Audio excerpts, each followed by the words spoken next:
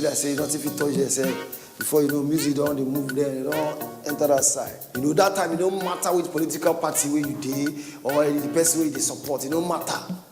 So why it no fit be the same on election day? Why we no fit just go jejely go vote without throwing blow, throwing stone, carry stick, carry machete, curse everybody? So just remember, say after all the political wahala and the brouhaha finish, we go still go back with the rock correct music together.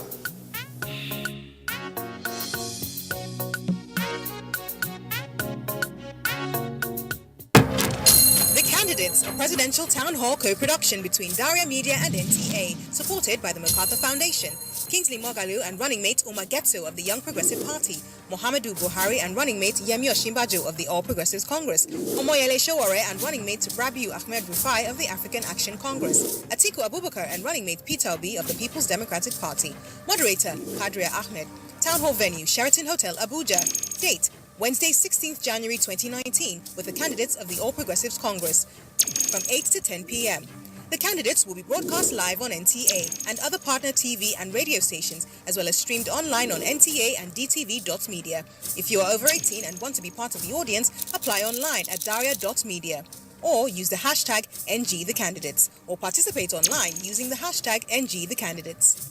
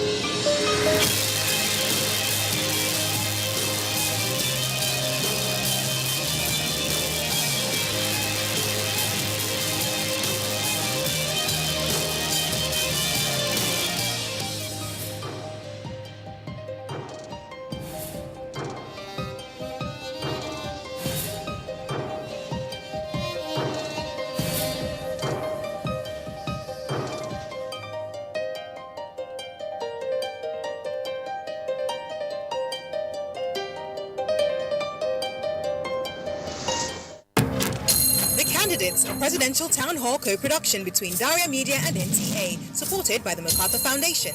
Kingsley Moghalu and running mate Umar Getso of the Young Progressive Party, Muhammadu Buhari and running mate Yemi Osinbajo of the All Progressives Congress, Omoyele Sowore and running mate Rabiu Ahmed Rufai of the African Action Congress, Atiku Abubakar and running mate Peter Obi of the People's Democratic Party. Moderator Kadaria Ahmed. Town hall venue Sheraton Hotel, Abuja. Date Wednesday, 16th January 2019, with the candidates of the All Progressives Congress from 8 to 10 p.m. The candidates will be broadcast live on NTA and other partner TV and radio stations, as well as streamed online on NTA and DTV.media. If you are over 18 and want to be part of the audience, apply online at daria.media or use the hashtag #NGTheCandidates or participate online using the hashtag #NGTheCandidates.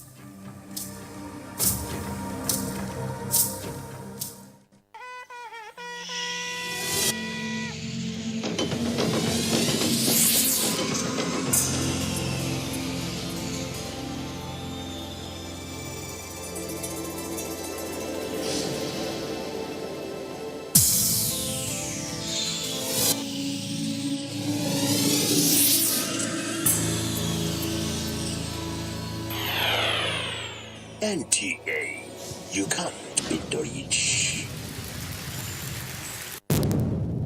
Information is power. Everyone wants power. So feel powerful with the NTA News mobile app, the one-stop information center. Real news at your fingertip.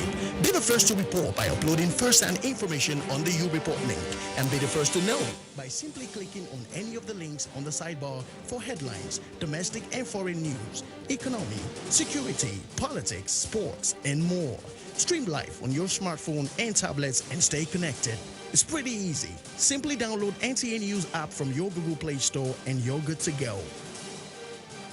NTA News mobile app, your access to real-time information.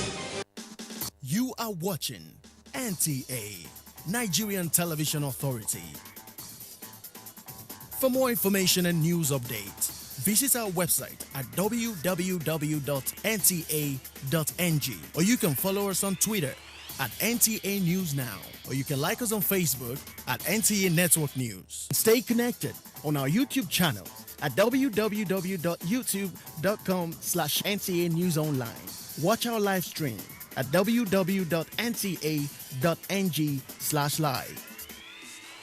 NTA, you can't beat the rich. The MacArthur Foundation, Kingsley Moghalu and running mate Umar Getso of the Young Progressive Party, Muhammadu Buhari and running mate Yemi Osinbajo of the All Progressives Congress, Omoyele Sowore and running mate Rabiu Ahmed Rufai of the African Action Congress, Atiku Abubakar and running mate Peter Obi of the People's Democratic Party. Moderator, Kadaria Ahmed. Townhall venue, Sheraton Hotel, Abuja. Date, Wednesday, 16th January 2019, with the candidates of the All Progressives Congress from 8 to 10 p.m.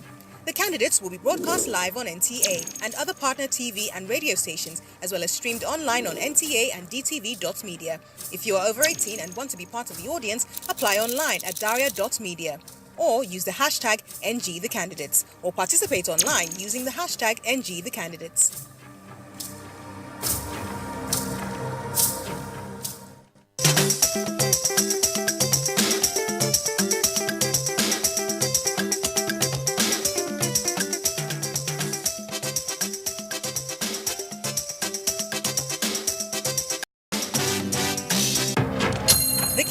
A presidential town hall co-production between Daria Media and NTA, supported by the MacArthur Foundation.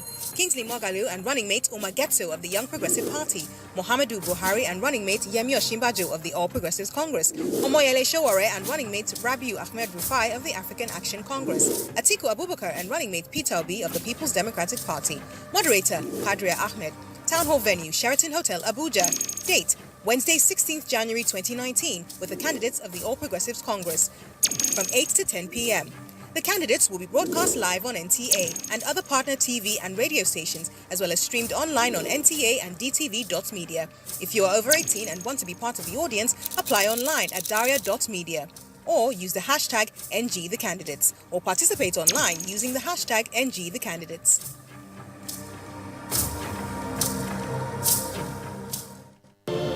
These days, people get their news and information from more media sources than ever before. Some of the news and information given are fake, unverified, doctored, and manufactured to create confusion, stir disaffection, and cause disunity.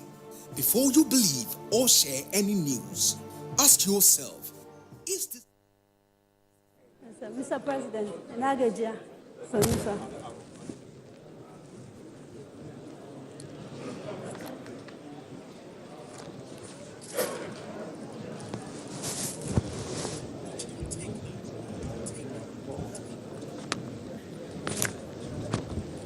Okay.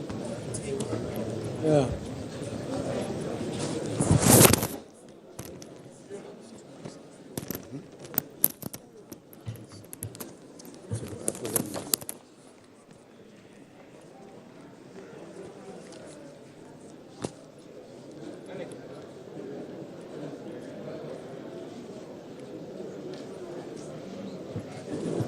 Please, can we be seated?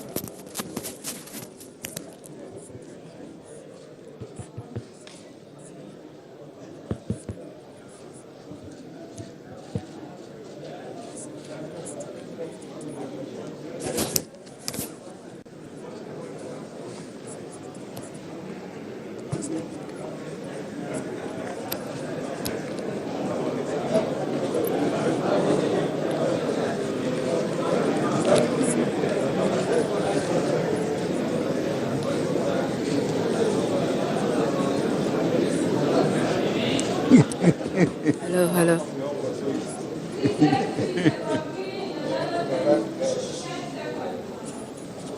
Sister.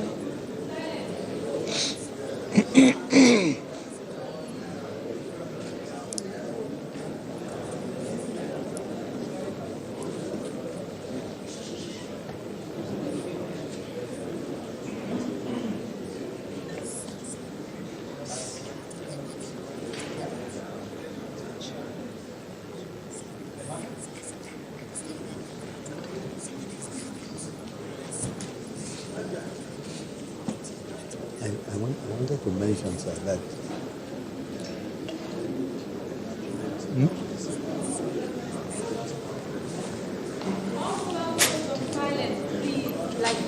yes. And railway, I called on railway.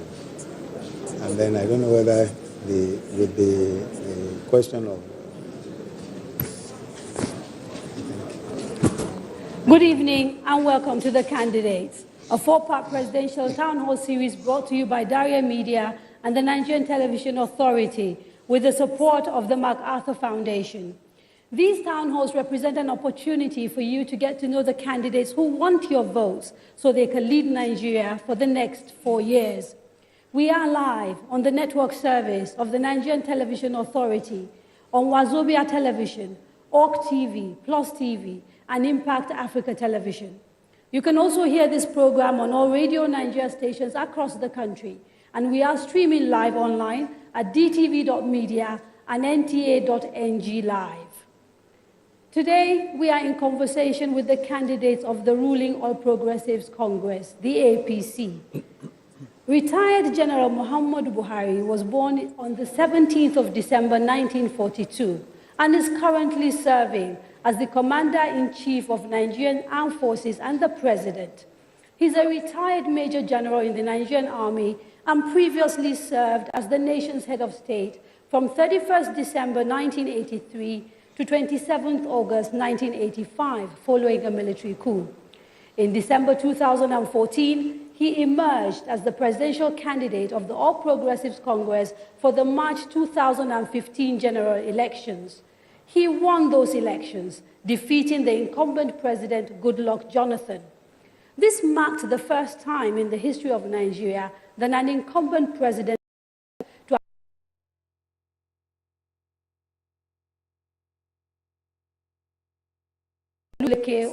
on Twitter at the Daria Media or NTA News Now, on Facebook at the Daria Media, on Instagram at Daria Media NG. Now, throughout these programs, these handles will scroll on your screen, and don't forget to use the hashtag NG the candidates. Otherwise, your questions may get lost. Again, remember to tell your friends and family in the diaspora that they can watch this program online.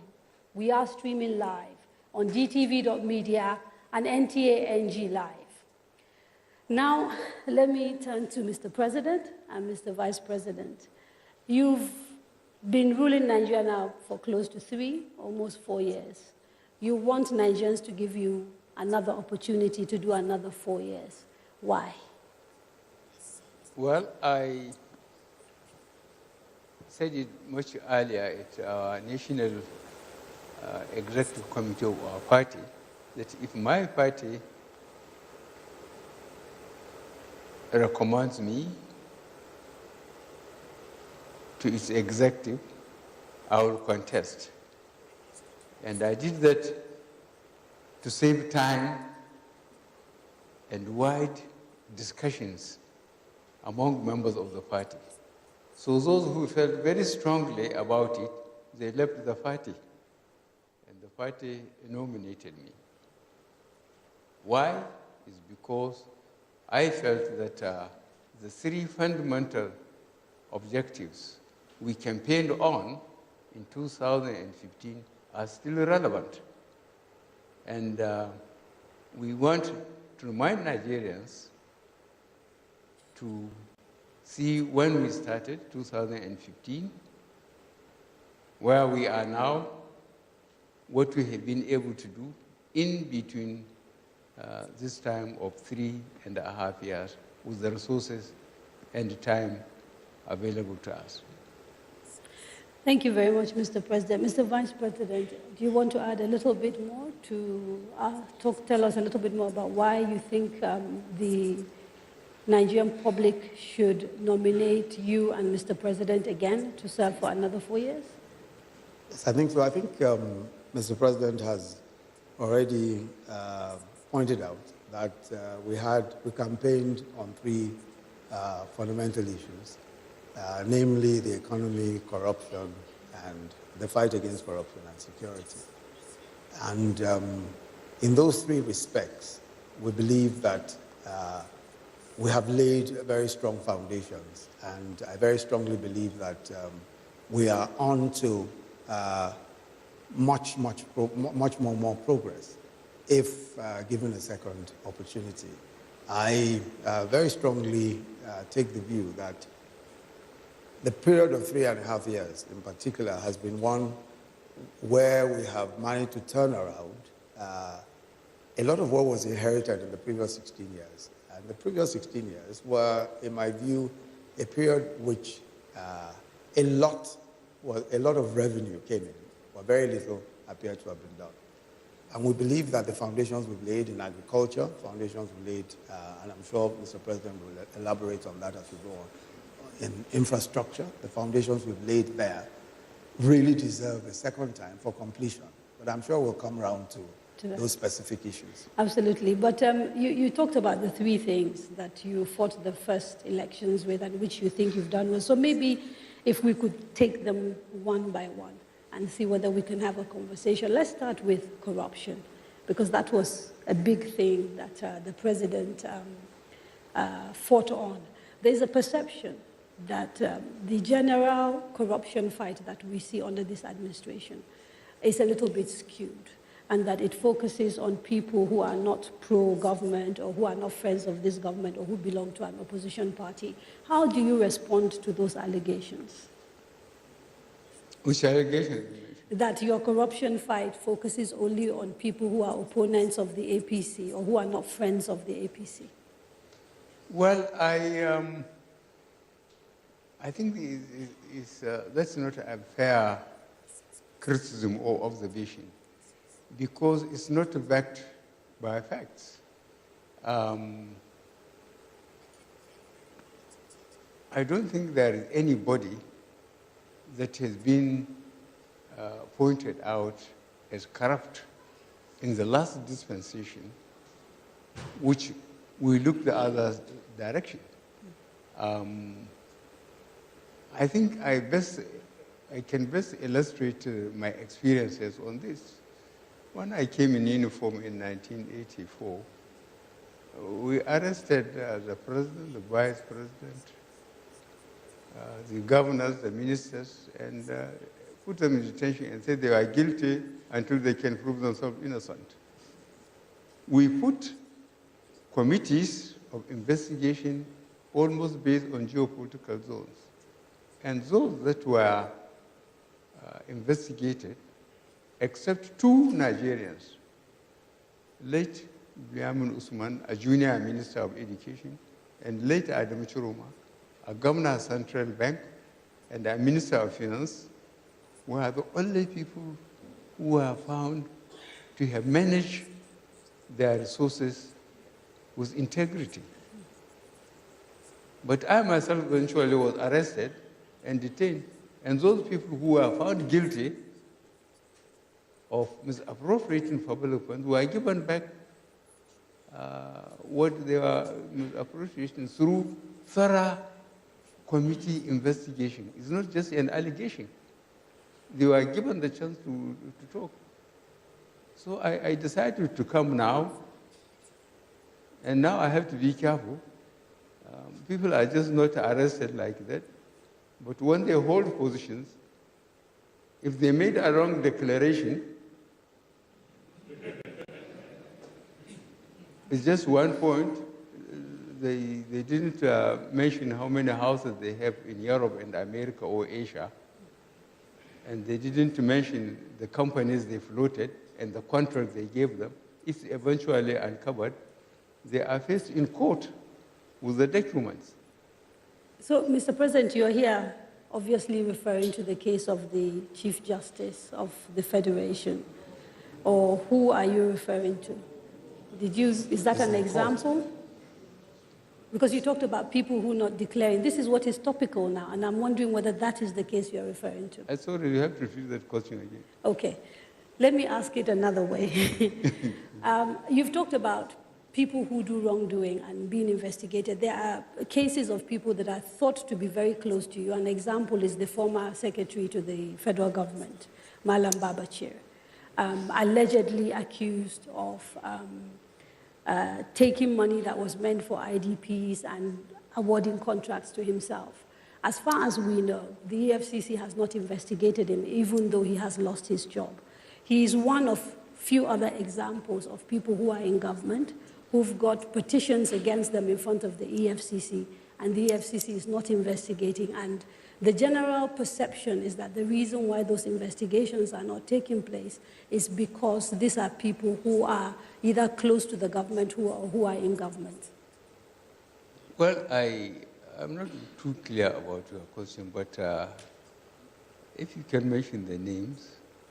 I'll give you an example. Yes. I said Babachir, the former SGF, the Minister of Housing, Mr. Raji Fashola. There's a petition in front of the EFCC by an NGO. And as far as I know, that has not been investigated.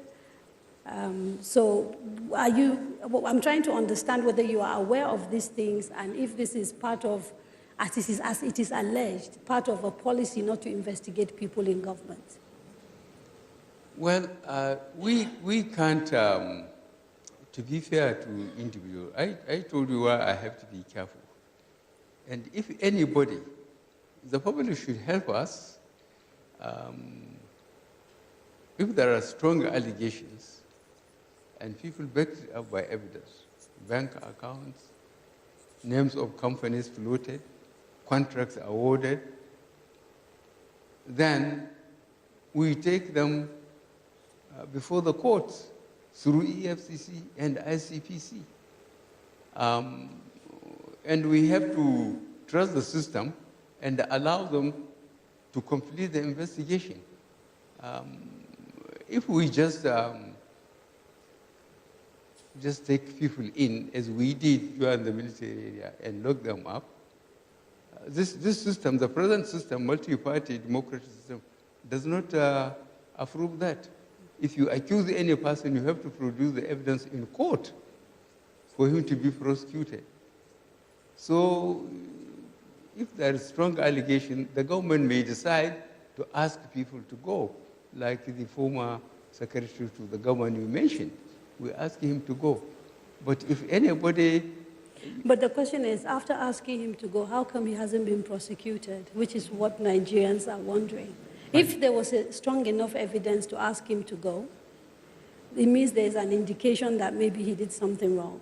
Why hasn't he been presented before a court and charged with corrupt practices? It's still before. I think the matter is already before the EFCC.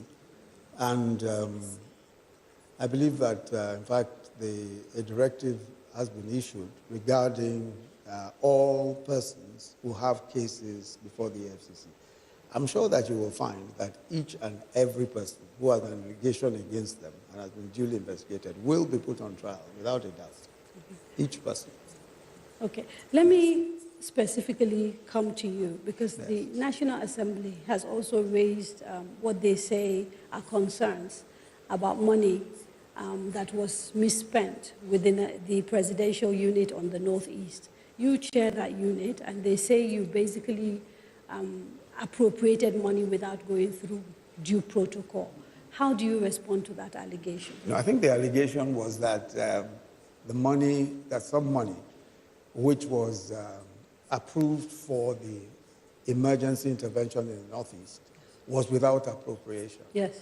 But that's not correct at all. And we pointed out very clearly to them that while I was acting president, the sums of money in question were duly appropriated. As a matter of fact, if they had looked, and we've shown all the evidence to them, and I do not think that we have since got a reply from them, what we were able to show them was very clearly this. The CBN, that's the Central Bank of Nigeria, controls the strategic reserves, agricultural strategic reserves.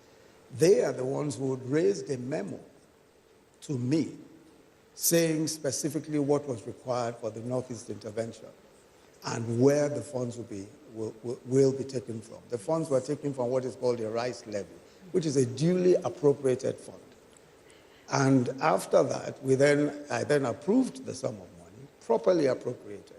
Are you at all concerned about some of the allegations raised about that, the spending with that particular fund and the way they are running the affairs of the agency? I'm not at all concerned about it. I believe that, unfortunately, a good part of that was politicized, and, allegations are flying here and there. That was a very comprehensive, very, very comprehensive process. What happened was that after the World Food Program had said that they were no longer able to feed the numbers that they were feeding before, there was a need for us to intervene because hundreds of people were coming out. So it was an emergency situation? Oh, yes, it was an emergency situation.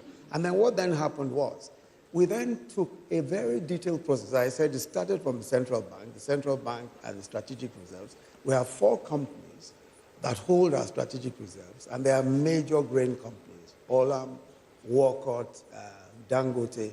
I believe there's one more that I can't remember their name. They hold the strategic reserves for the central bank. So everything was done properly.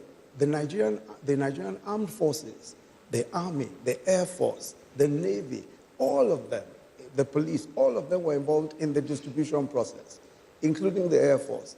Each service chief sent a senior representative to be involved in the process of distribution. We then went a further step. We created an office in Maiduguri where we have a tracking device. We could actually see the buses, the trucks, as they went from point to point from our offices in Maiduguri. We then included members of the National Assembly from the Northeast Zone to ensure that they were carried along and they understood what exactly. So why do you think the National Assembly would make such a serious allegation? Well, the National Assembly, as you know, I think that what they were saying was, and the reason why they were saying whatever they said, it will be left to them. But I think that as far as we are concerned, we went through the appropriate process and we did the distribution appropriately. I don't know exactly. If you look at the entire report, the only line of that report where there was any kind of allegation, at least against me, was to say the money was not duly appropriated by the National Assembly. But we proved that that money was duly appropriated by the National Assembly, and there was no further allegation, as far as I could see, concerning my participation as acting president at the time. Now, the National Assembly, in talking about this, quoted Section 80, subsection 4, which basically says that you can't appropriate any money, whether it's from the consolidated account or anything considered public funds, without going to the National Assembly. And in their view, that process didn't take place. The point I'm making is that their view was absolutely wrong because it wasn't based on facts. We provided for them evidence that they obviously did not have at the time when they were making their conclusion. And that evidence was the fact that the Central Bank of Nigeria was the one that originated the memorandum from an appropriated fund. That fund is called the Rice Levy. The Rice Levy is a line item in our budget, so it's already appropriated by the National Assembly. Okay. So I think that they were wrong. Yeah, let's open up the conversation.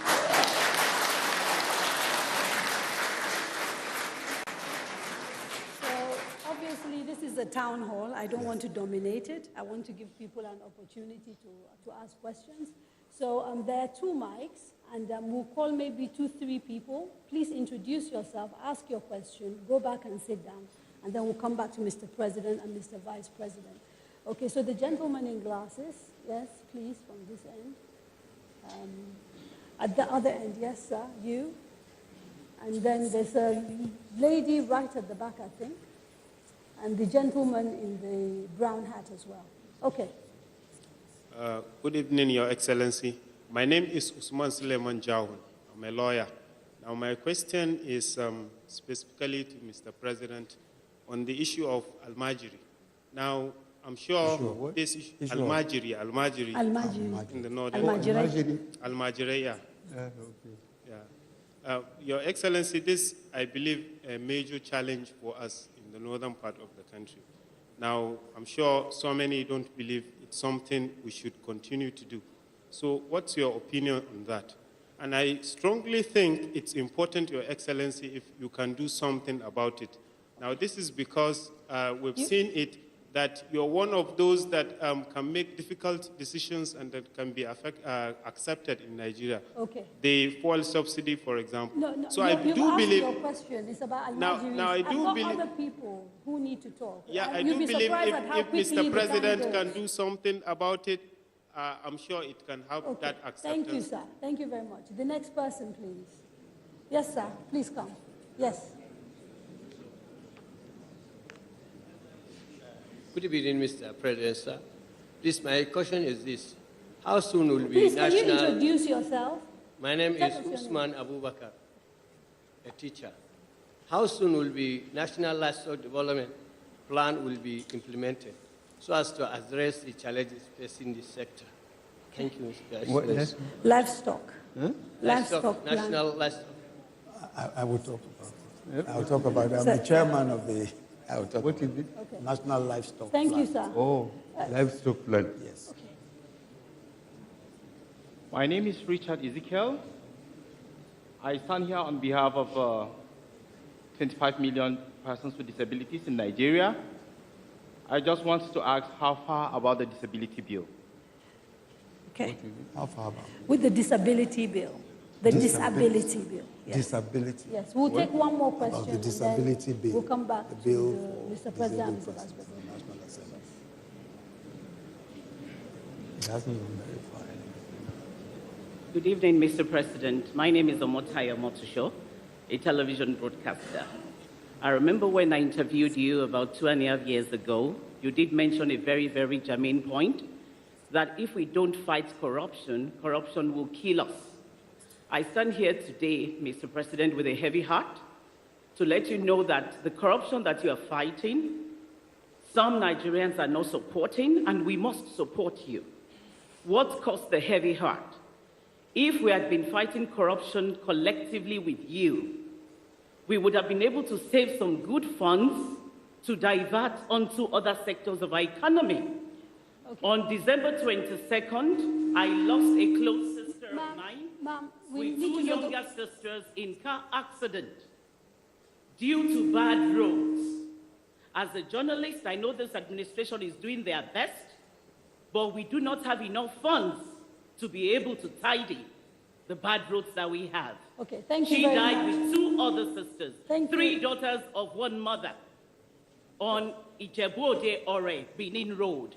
Chief Mrs. Henrietta Vani and Francisca and the other lady. Three of them, they are my close relatives. We lost them in that accident. If we fight corruption collectively, I am advising every Nigerian to join this administration to fight corruption. Thank you very much, ma'am. Thank you. Thank you.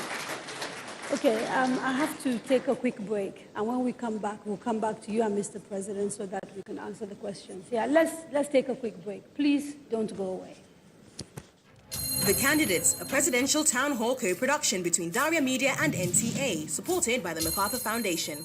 Kingsley Moghalu and running mate Omar Getso of the Young Progressive Party, Muhammadu Buhari and running mate Yemi Osinbajo of the All Progressives Congress, Omoyele Sowore and running mate Rabiu Ahmed Rufai of the African Action Congress, Atiku Abubakar and running mate Peter Obi of the People's Democratic Party. Moderator Kadaria Ahmed. Next town hall, Wednesday, 23rd January, with Omoyele Sowore and running mate Rabiu Ahmed Rufai of the African Action Congress. Town hall venue, Sheraton Hotel, Abuja, from 7 to 9 p.m. The candidates will be broadcast live on NTA and other partner TV and radio stations, as well as streamed online on NTA and DTV.media. If you're over 18 and want to be part of the audience, apply online at daria.media or use the hashtag NGTheCandidates or participate online using the hashtag NGTheCandidates.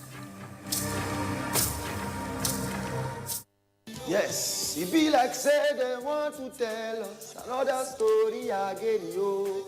Now so, you know, say people they say I be superstar. But for me, the real superstars are those people where they go vote for the candidate of their choice without violence. So for these upcoming elections, be my superstar. Vote. No fights. No violence. Because the election will be won. We work together so the future will be brighter. The beauty of democracy rests in the power the system has given to the teeming population to elect an eligible candidate of their choice for any political office. But the right to vote is not a license to kill. Democracy is government of the people, by the people, for the people, where majority carries the vote. It is not a do-or-die affair. Say no to violence. Your weapon at the poll is your permanent voter's card, not a dagger. Your future is in your hands. You have the right to leave. Don't cause trouble. Vote wisely. I see the wisdom in your eyes, Mama, and I feel the courage in your heart. You carry strength in your walk, Papa, and compassion in your touch. I see the love in your smile, my sister, and I hear the truth when you talk.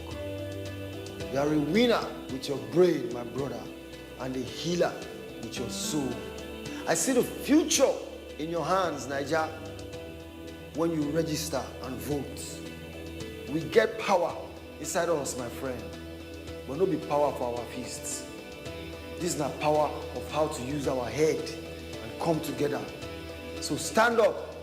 Let us not sit down and look. To Baba say so. No sit down look. No sit down look. No sit down look. Make una no sit down look oh.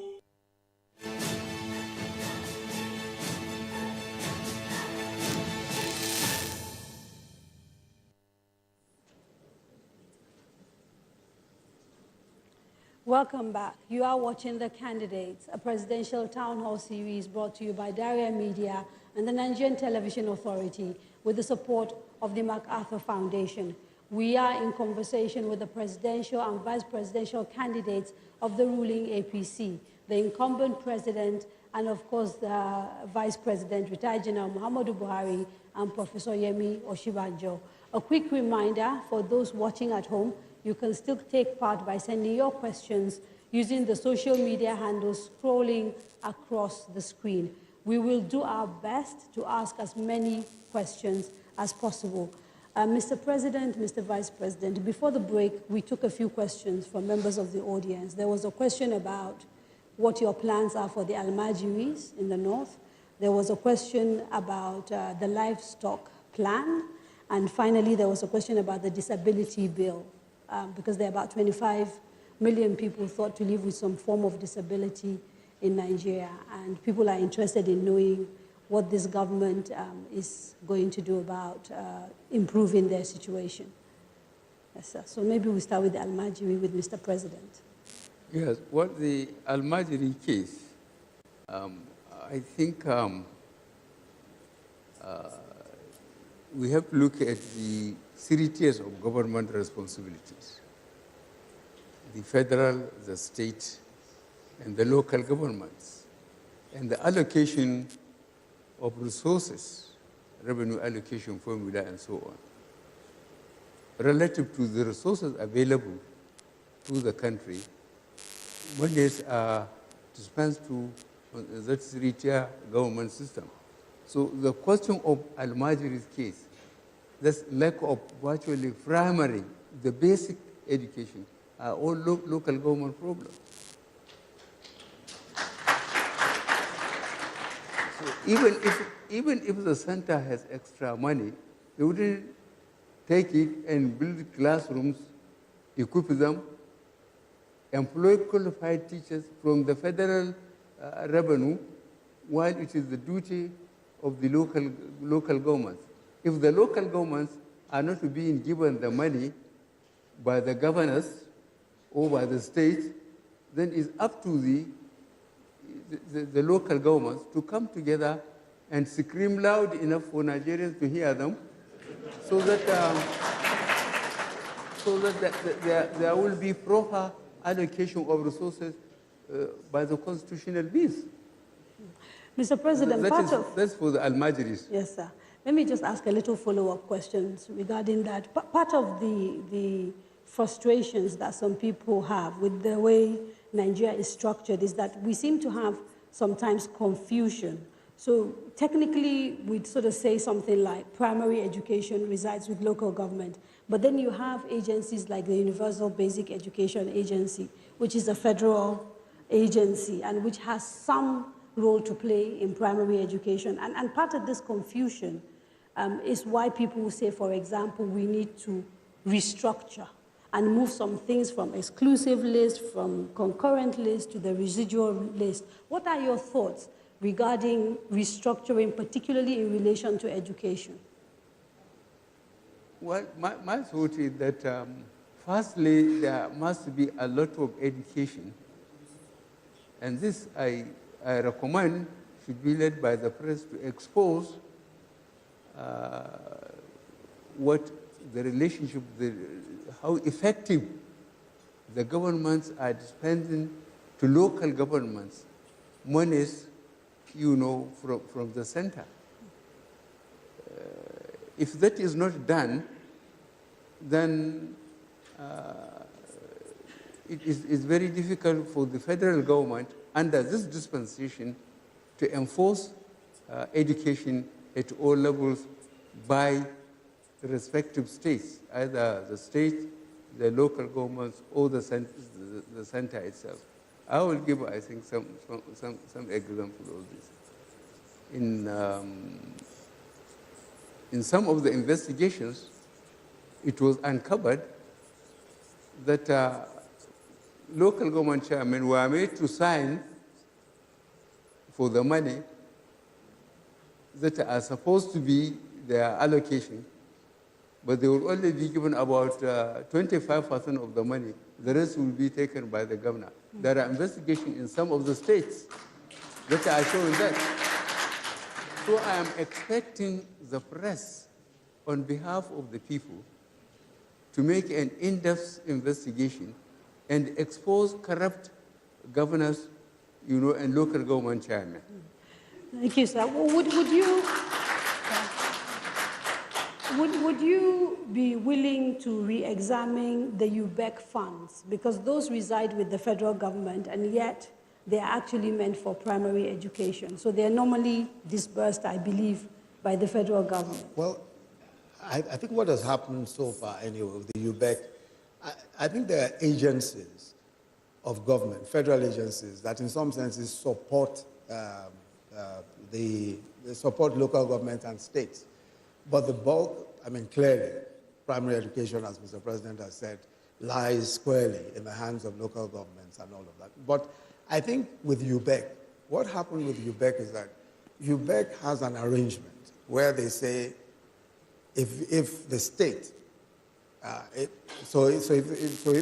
there's 20 million for a state, they'll say, well, the state should bring its own counterpart funding of a certain amount of money. It could be 20% or 25%. Now, that percentage is what the states ought to bring to the table before they have access to the UBEC fund. Most states never accessed the UBEC funds. They simply said they didn't have the counterpart funding. But what has happened? Don't you find that problematic, though? Excuse me. What has happened now? What has happened now is that from the Paris Club refunds that was given to the states, the federal government now paid off all of their counterpart funding. So all states can now access UBEC funds without any hindrance whatsoever. Okay. Now, the other questions are to do with disability and with the livestock plan. Yes. The livestock plan, I think... The disability? Yeah, okay, we'll start with disability. Yes, Mr. President. Well, I honestly cannot remember the plan being taken to the National Assembly and how much they have commented on it and sent it back to the center. It's the same thing with the disability bill. There are so much with the National Assembly. And unfortunately, as I mentioned, I expect, honestly, the elite, the press through the elite, to keep an eye on the activities, on the bills between the executive and the National Assembly. If the executive send a bill, they can hardly put it in the budget unless it is returned from the National Assembly with their comments or with their recommendations. So we will find out what's happening with that bill with the National Assembly, and then maybe But we'll a come lot back of to that. time has been wasted. Right. Okay, Mr. President. Now, I'd like to do a little follow-up question regarding this livestock, because we got a question from a listener, and I'll try and dig up their name, where they were asking, how do you intend to bring a permanent stop to the difficulties and the conflict going on between farmers and herdsmen? I don't answer the question. No. Yeah, so the conflict. Raise your voice. The conflict between farmers and herders. Yes, and herders. Well, what happened started from Benue State was unfortunate.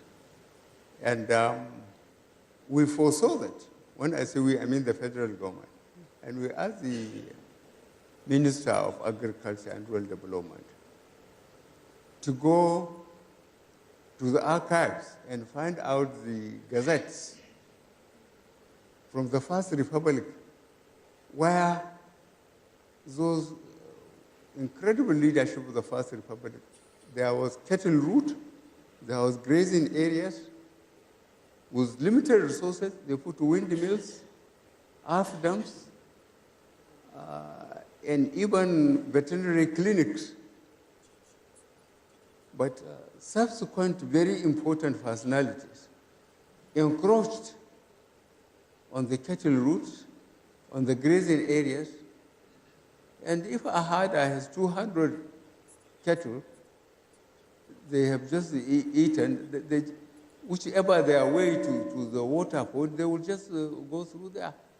And I think the Minister of Agriculture and Water Resources have produced the maps, the encroachment. But these are old maps, and this is today's problem. So we might have had a solution to this many years ago in the 60s with the routes and everything, but clearly that solution is no longer tenable now. And so the issue is, these are urgent problems that we're facing now. People are dying, people are getting killed, conflict is breaking out. What are we going to do about it, like now? What we are doing about, we have already started. And we have to ask, especially the governors. The movement is from north to south, and it's quite predictable. After the harvest, you know, the cattle have to move southward for water and pasture. And then our borders, for example, between Lake Chad and Benin Republic, about 1,400 kilometers with Niger alone. And look at the Cameroon's one. And to effectively survey that border, when structures were tampered with in terms of cattle routes and grazing areas, it is very difficult. We have sent this in back through the Ministry of Agriculture and Rural Development to the governors so that we can create these corridors. But for a government like Benue government, when they said they have banned cattle rearing or they have banned grazing, we are in the same country. I expect our government to insist on the routes to be re-established in the grazing areas. But to say that cattle cannot move, it's very difficult. Benue is complaining, but I understand they are already in Bielsa. From there, are they going into the Atlantic? Okay, Mr. President, yeah, but can I just quickly, because you know, let me add a comment to that.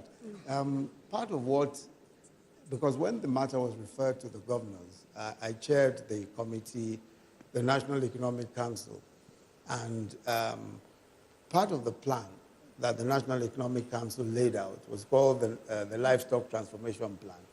All of the governors in the so-called frontline states were also involved in this.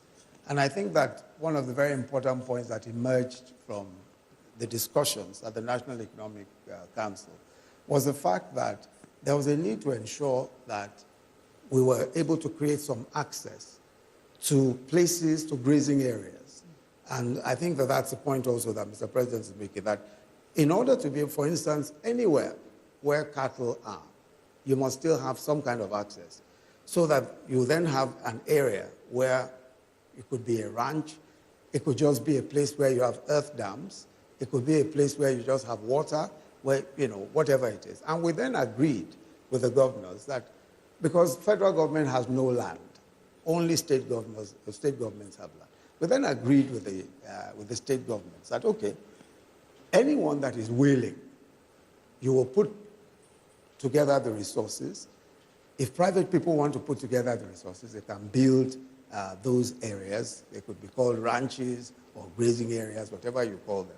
And people will pay appropriate fees. The cattle raisers will pay appropriate fees, use the facilities, and go back whenever they want to go back. Because clearly, somebody has to bring those cattle to that point. And we tried to say that that was an interim phase, because as time goes on, you will eventually be able to stop grazing from one point to the other. But that will take time. Yeah, well, so the point is basically Mr. President himself owes, you know, cattle. Everybody knows. He's very proud of his cows in Daura and talks about them all the time. But the perception is that Mr. President is a little bit biased because these are his people that are involved, and that instead of facing the fact that in the 21st century there's really no room for the cattle rearing in the way we're doing it and coming up with modern ways of cattle rearing, we're trying to hold on to an old-fashioned way of rearing meat. No, but you pointed out already. Let me be Mr. President's counsel. You pointed out already that he has his cattle in a ranch, in a farm. You know, I don't think that's old-fashioned. Mm-hmm. That I think is that is current. That you have your somewhere. But I think that the matter really is one, as I said, that is within the province of the National Economic Council. And that's why the governors took it up. Because the federal government cannot determine what will happen in any state, because the states themselves pass laws on their land and the use of their land. We don't have land except federal land. So there's really no way that we can do much with that. And that's why we decided to hold the National Economic Council meetings, set up a committee on the livestock transformation plan, and we're working with the state governments. And many of the state governments have given land for purposes of ranching. They've given land for as grazing areas. We are building earth dams in many of the different states. Okay. And I'm the chairman of that particular committee. Now, the thing is this, though. When you think in terms of the problem that farmers and herders are going through, it's a problem that goes beyond the right of way, because obviously there's issues around climate change. And I am still a little bit confused about what the government policy is that underpins, you know, the way we deal with issues around climate, which are sort of the long-term things that you must look at if you have to come up with a solution that is going to last. I think that is precisely the point that is being made. That let me explain, perhaps I need to go into a bit more detail about the work of the National Economic Council on this livestock transformation plan. As I said, the reason why we had to constitute the governors where we had to constitute ourselves into a committee was precisely because we recognized that the reason why we have all these clashes between herdsmen and farmers is because of desertification. It's because of all of the conflicts over pasture and water. A lot of that is climate change related.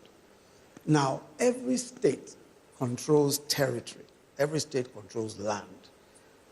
And under the Land Use Act, it is the state governor that has absolute control over the land of his state.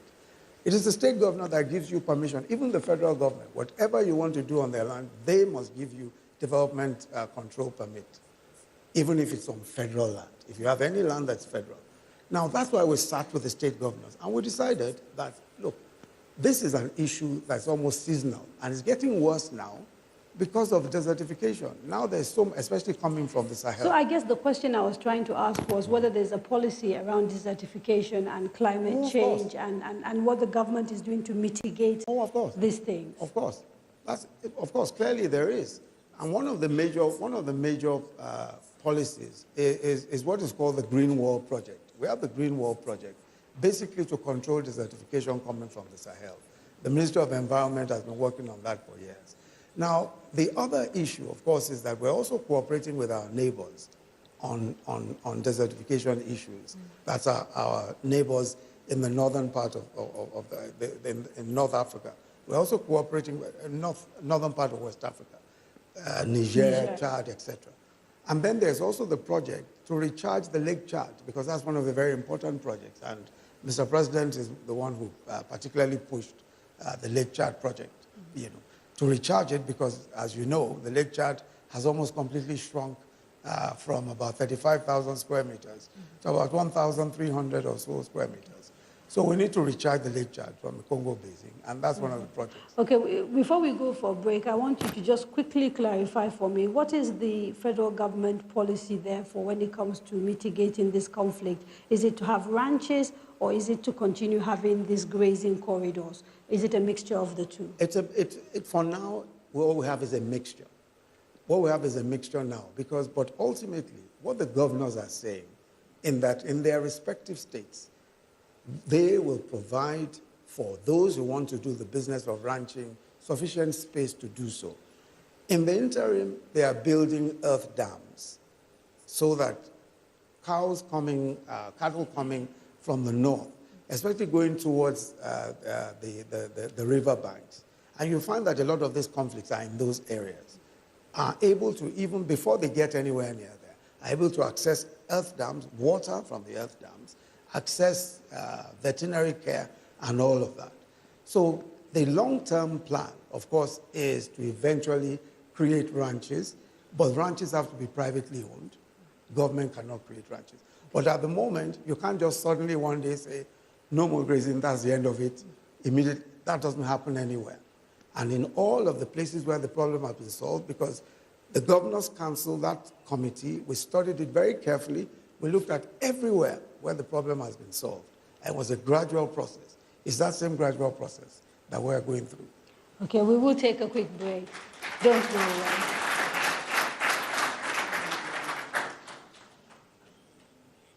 A popular saying in Nigeria goes that at the time a cockerel matures, it begins to crow to tell the world the time of day. This makes a crucial premise for all of us who have come of age, the youths, to lend our voices to a nation set to flip a new page, like the chance to vote and be voted for, whether being a youth, a woman, or a person with disability, and to do this in unity. And to anyone who hasn't been confident enough to exercise these rights, I beg, step out of the dark and come into the light. I mean, your participating in the electoral process is significant, a moment to behold, like that cock crowing in the morning to tell about a difference. No, sit down, look. Do something that will count today and be in tomorrow's books. The elections are coming. Register for and get your voter's card, your power card. As a citizen, and especially as a young lady or lad, lend your voice, use your voice, talk, say, and tell the world the time of day.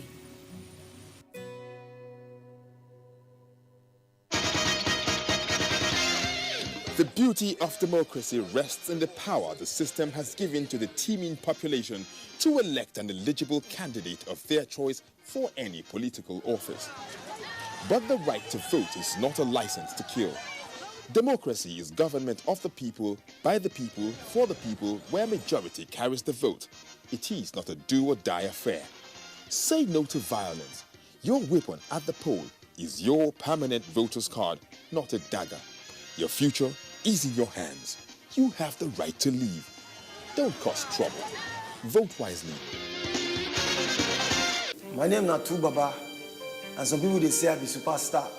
But to me, the real superstars are the people where they go vote for the candidate of their choice without violence. You understand? So for this upcoming election, be my superstar. Go out, go vote. No fighting, no violence. Because election will be war.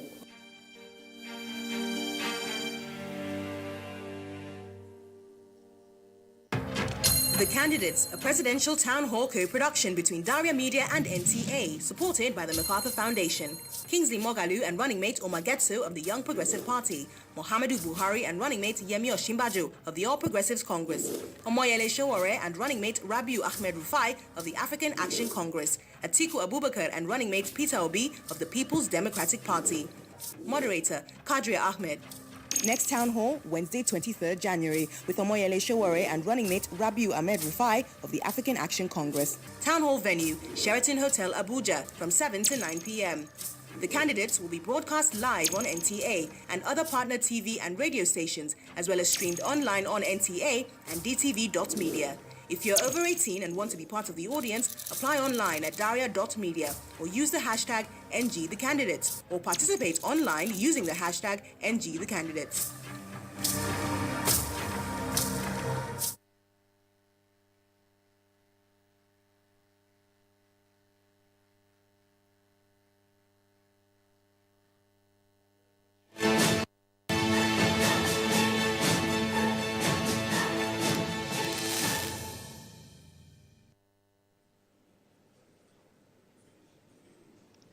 Welcome back to the candidates.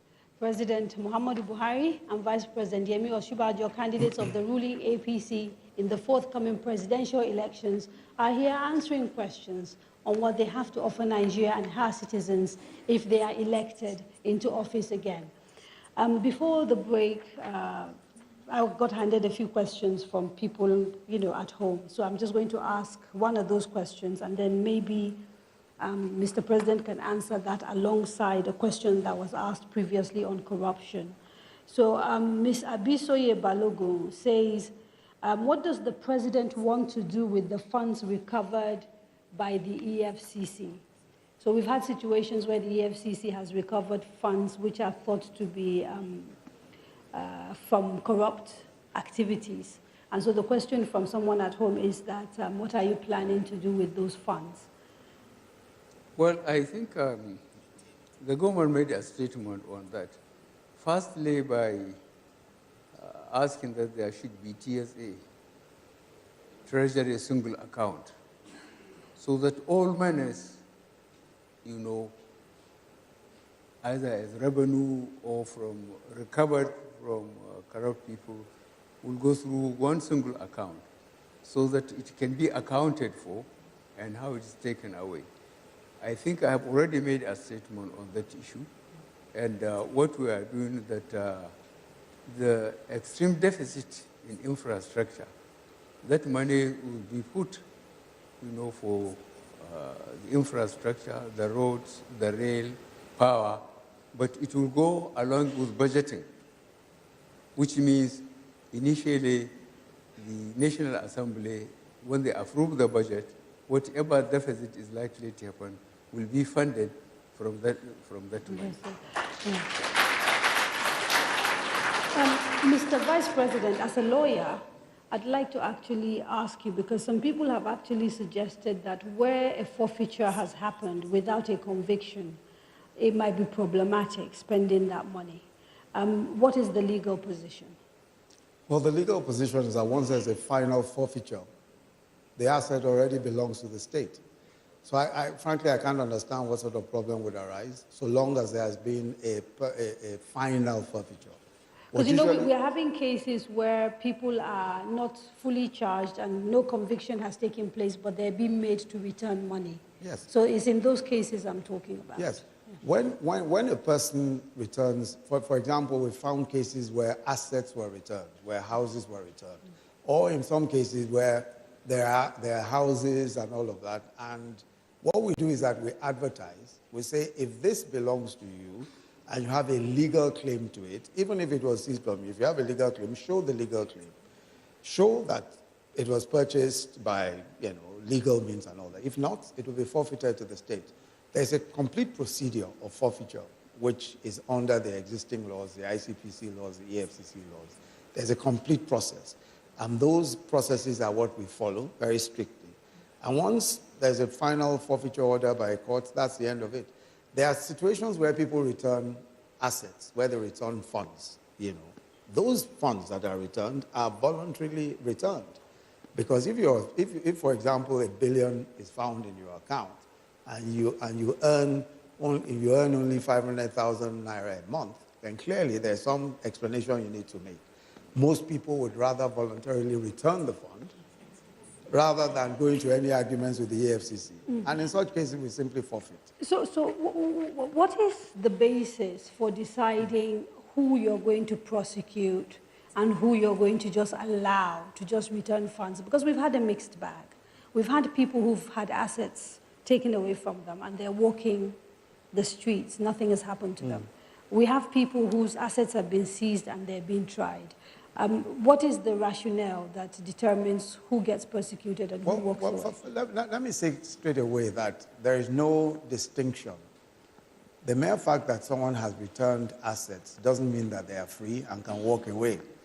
And there are so many people walking the streets who are on trial, by the way, because you are on bail almost within, days of your being brought before the court. So that's not the problem. What happens, though, is this. What a prosecutor does is to say, for example, that if you return money, I might decide as a prosecutor to make you a prosecution witness rather than be an accused person. If, for example, there's a fraud involving 5, 6 people, if you charge all of them, you're not going to find evidence because unless you get each of them to make a confessional statement, and the confessional statement only inculpates the person who has made that statement. So you must find 1 or 2 of them who will be able to give evidence. So you might say, okay, of these 6, I'm going to decide to make 2 of them who are probably, more or less guilty of the same offense or responsible for the same misconduct. But 1 or 2 of them will be prosecution witnesses. So that's really the way it goes. Okay. Let me bring Mr. President in because I want to switch gear a little bit and start talking about security, right? Mr. President, we've had people say that Boko Haram has been technically defeated. And yet a technically defeated Boko Haram is killing soldiers in the northeast. What is going wrong with your fight against Boko Haram? Well, I think the best people that really answer that question are people from the northeast. That means Yobe, Borno, Bauchi, Adamawa. You see, when this administration came in, Boko Haram was holding 17 local governments in the northeast. They are not holding any local government now.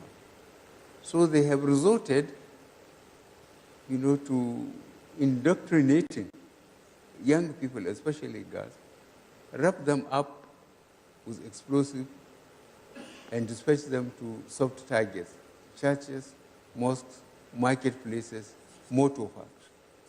But the best you can get about the performance of this administration vis-a-vis stopping that Boko Haram occupation of Nigeria is when you visit Maiduguri or beyond. People go back to the land they are farming. They go back to the office. They can drive from Maiduguri to Kano virtually any time of the day, which wasn't happening when we came in. And as I said, I still feel that you, the press, should do more research and not just going and staying in a hotel in Maiduguri. Try to go to Munguno and talk to the people. But there's no doubt, though, that we've seen an increase in attacks against the military in particular by Boko Haram. In the last 6 months, we've had 2 major military installations attacked and soldiers killed. Are you at all concerned with this focus or new focus that Boko Haram seems to have, which is basically targeting military targets and the success they've actually had in killing hundreds of soldiers in the last few months? You see, thank goodness. If you have a background of military training, is that when you don't fight any conventional war, now that they are putting tactics of terrorists, they choose their targets. They choose the time, they choose where to attack, at which time. With that, you have to be highly mobile, you have to have very good communication, and we have resources limitations because a lot of Nigerians don't feel that we are in an emergency, that the military needs a lot more money for equipment, a lot more money, for spare parts, for communications, and so on. But Boko Haram, certainly, they are being supported by forces outside Nigeria. Now, you talked about resources. I think since coming into government, my total calculation is that you've spent something like, or you've budgeted, let me not use the word spend, you've budgeted something like 1.8 trillion for defense. And yet, that's the number I have. I might be wrong. That's wrong. That's very wrong. Okay, we'll cross-check and make sure. But I was told my research showed over the last 3 years, I'm talking about 3 years, 1.8 trillion. So not one budgetary cycle from 2015 to date. Yeah, 1.8 trillion. And yet we have soldiers complaining about a lack of equipment. We have soldiers, last year we saw Maiduguri Airport demonstration by soldiers who felt they were not being looked after. And so the question is really, as Commander-in-Chief of the Armed Forces, how much are you holding the leadership of the Army accountable, given the complaints we're getting from the rank and file about welfare? I received weekly situation report from the military in the front.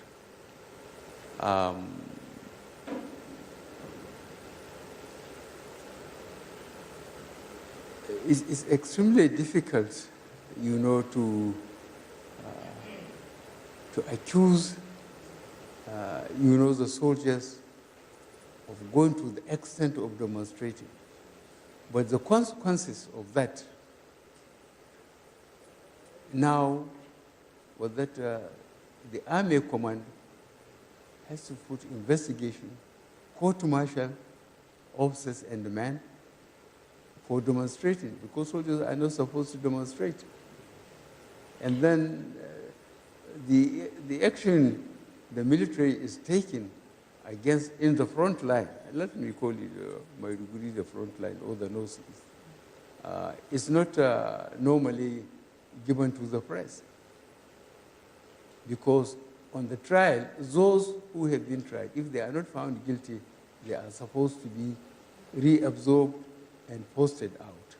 But those found guilty are sentenced by the court-martial. And this is being done.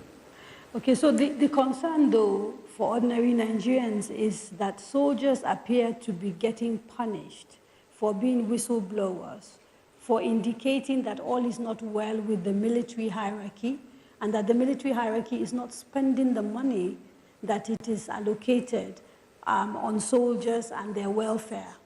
Are you not concerned at all about that? Certainly I'm concerned, where we get officers who short-changing troops, either misappropriating their ration accounts or they are not paying them in time. But one of the things I did when I came back clearly, and I got the governor of the central bank involved, was that as far north in the country, there are banks. And soldiers are allowed to open 2 accounts. One, where their families are, and make a written allocation. And then they take the balance wherever they are. And that was being done.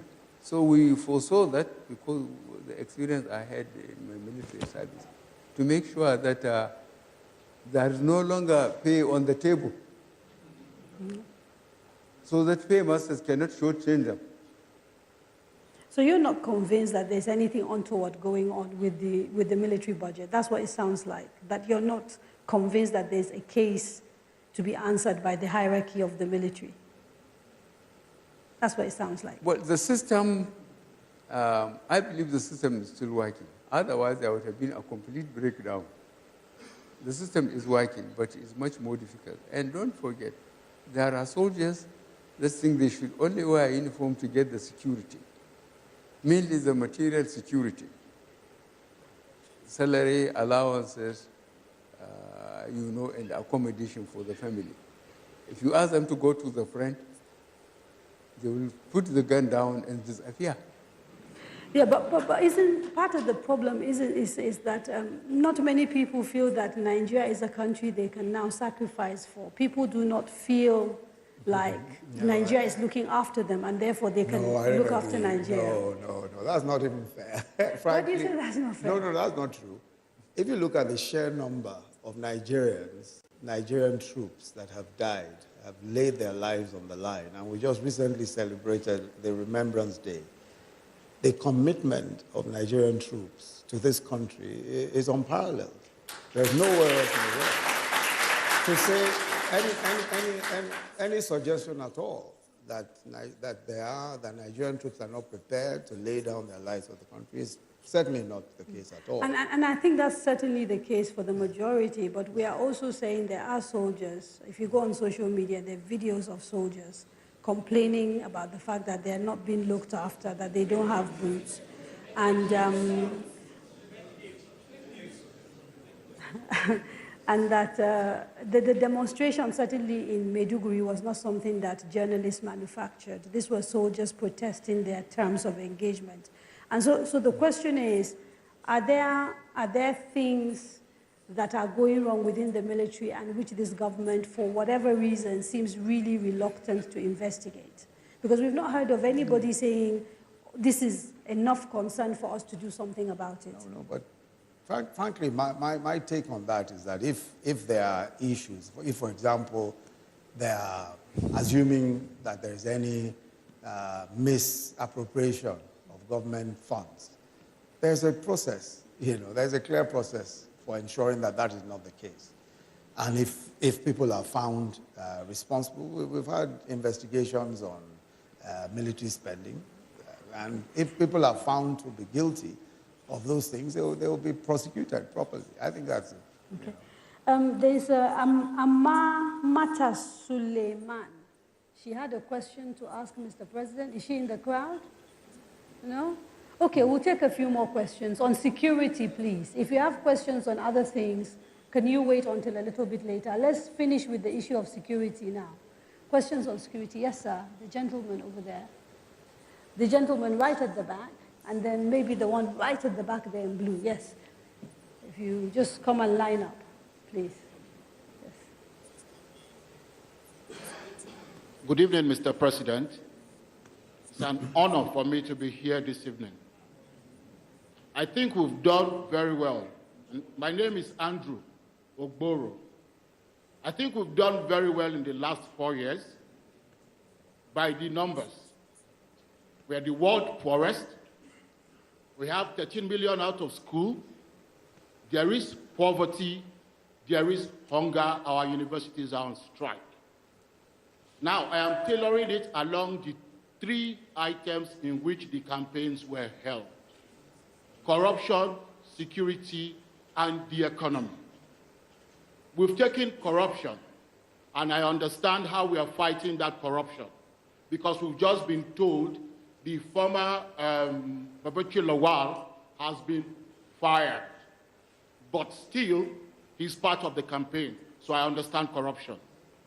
On security, I have also heard now that until we get more money, we will be where we are. So now I also understand security. So please, I also want to understand the economy, so I can go home and tell myself whether to come out and vote or not. Thank you. Thank you, sir. Yeah, thank you so much. My name is David Obinna Anyele. I work with Center for Citizens with Disabilities. I'm also the president of Nigerian Sitting Volleyball Federation. Sir, I'm talking about security. Our soldiers went to the war front, in particular in Northeast, and many of them are injured. Specifically, many of them suffered disability.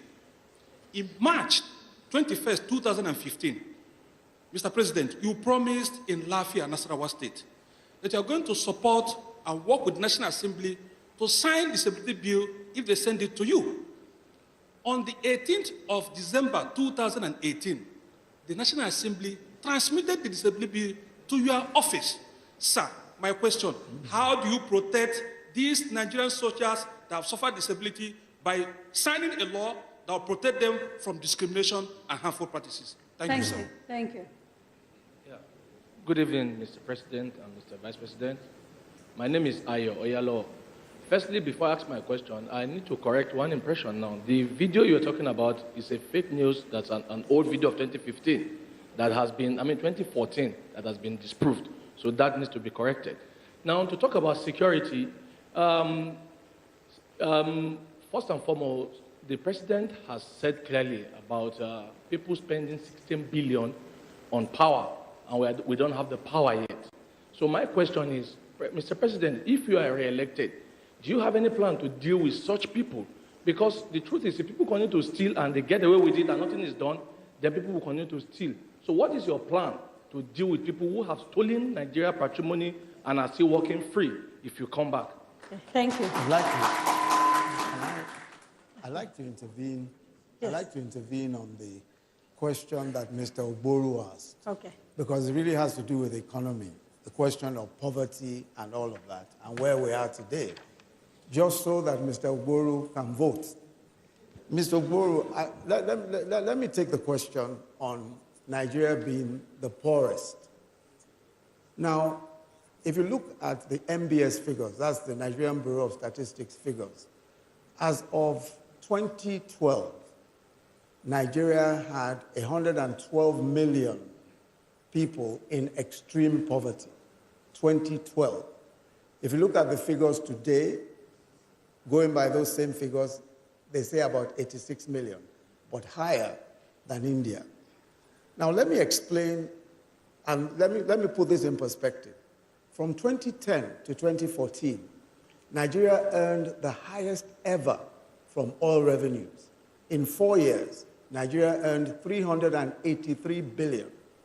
Yet, poverty figures went from about 82 million to 112 million in 2012, and the numbers continued. That's the reason why we had a poverty problem. Unfortunately, with the resources we had, poverty was not addressed. Poverty doesn't disappear overnight. When people are poor, they remain poor unless the government does something about it. Nothing was done, despite the highest revenues in our history.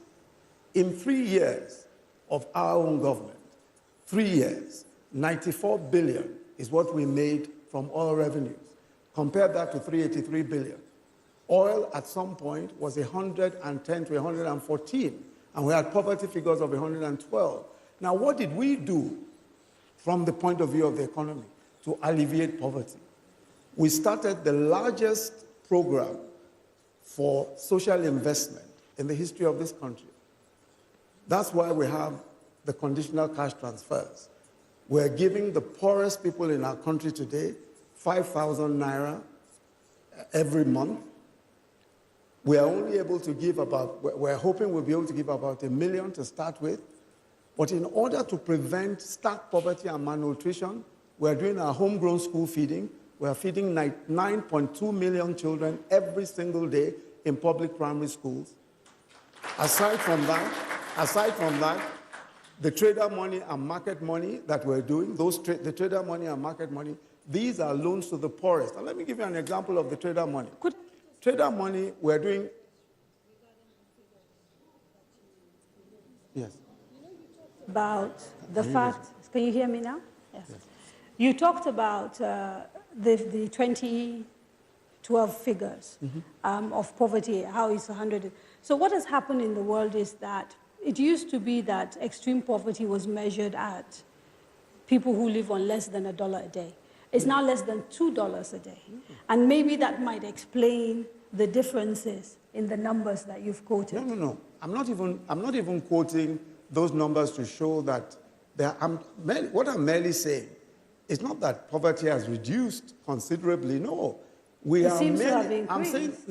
I'm saying that what has happened now is that we're dealing with the issue of poverty. We're now dealing with it. When we earned money, when we earned a lot of money, there was no program. The program that was in place, the Sure P program, who can point to a sensible beneficiary? Who can point to a credible Sure P program that alleviated poverty? Who can? Let me finish the point that I'm making. Now, with the trader money, for example, I'll give you just one example. We're giving 2 million market women. We're giving 2 million of them loans starting with 10,000 naira. These are petty traders. Some of them, their inventory is not more than 2,000 naira. We give them 10,000 naira. When they pay back, automatically, electronically, they get 15,000. When they pay back, they get 20,000. And it goes all the way up to 100. And we're going to give 2 million people. All of that is 20 billion naira. Just 20 billion naira. Now, let me tell you what. There was a government in this country where $292 million was withdrawn weeks to the elections. Weeks to the elections. Another 40 billion was withdrawn weeks to the election. We have all the evidence. We've shown the evidence. Poverty at that time was still at 112. Today we're spending a mere 20 billion for 2 million people. If you calculate just $100 million, that today's money is 36 billion naira. If they had spent that 36 billion naira, more people would have moved out of poverty before we took office in 2015. Okay, let us not talk. So when we talk about poverty today, you can't. India had a plan to get its people out of poverty. That's how come India has even overtaken us. The first plan to get people out of poverty, a credible plan, is what we have in place. We're spending 500 billion. We're spending 500 billion in our budget. Poverty doesn't disappear. You've got to deal with it. And that's exactly what we're doing. We are dealing with it on a daily basis. We have a credible program. We're ensuring that that program works. And that's how it's done. Okay. Today, isn't it incredible? And Mr. Ogboro, you too should find it completely incredible that people who squandered the kind of money, when oil was $100 a barrel, poverty was at 112 million extremely poor. Those same people today come and ask the sorts of questions and say, oh, but we're still poor. We're poor because nobody took the trouble to get people out of poverty. Okay. And that's what we're doing today.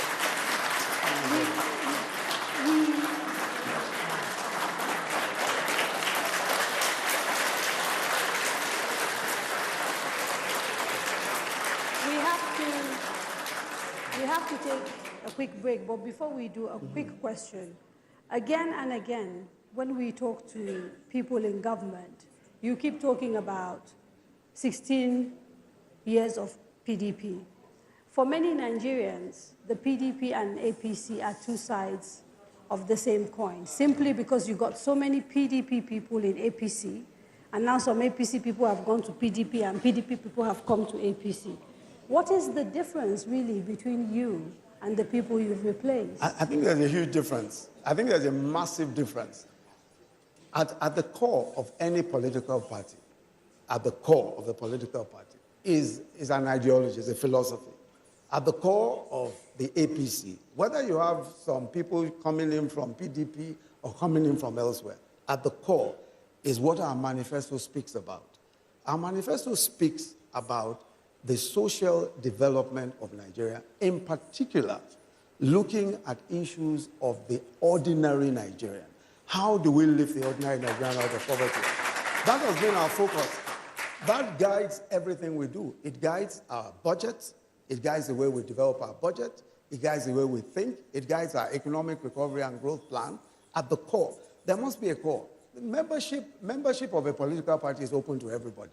People are going to come from anywhere, but you must have a core belief. And we have a core belief. That core belief is what has seen us doing our social investment program, is what has seen us investing in infrastructure, despite earning 60% less than previous governments. Okay. We're investing the largest amount of money ever in the history of this country in infrastructure.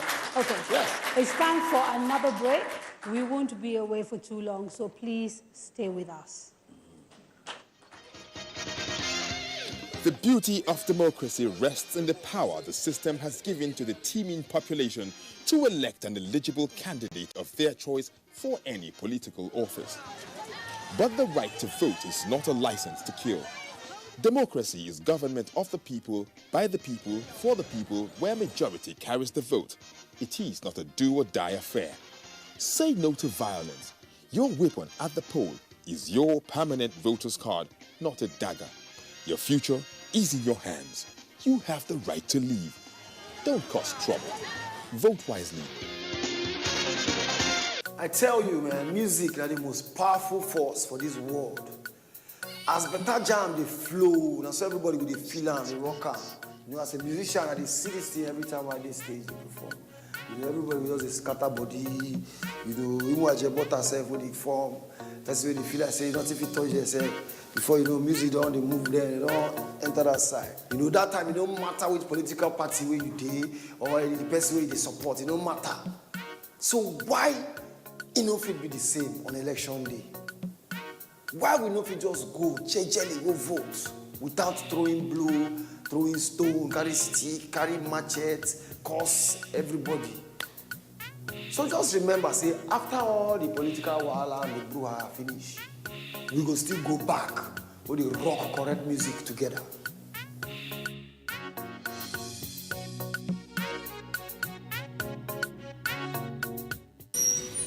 A popular saying in Nigeria goes that at the time a cockerel matures, it begins to crow to tell the world the time of day.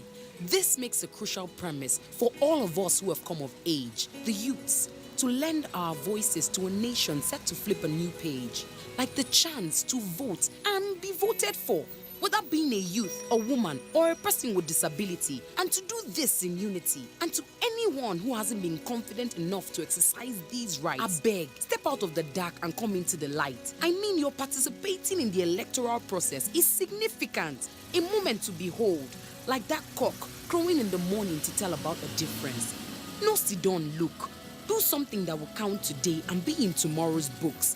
The elections are coming. Register for and get your voter's card, your power card. As a citizen, and especially as a young lady or lad, lend your voice, use your voice, talk, say, and tell the world the time of day.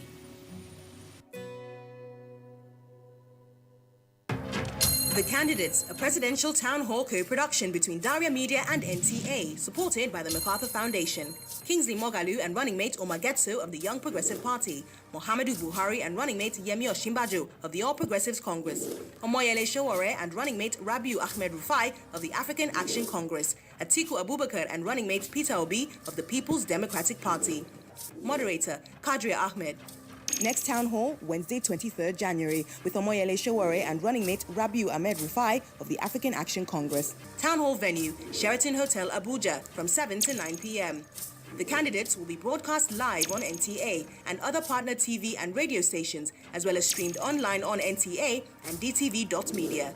If you're over 18 and want to be part of the audience, apply online at daria.media or use the hashtag NGTheCandidates or participate online using the hashtag NGTheCandidates.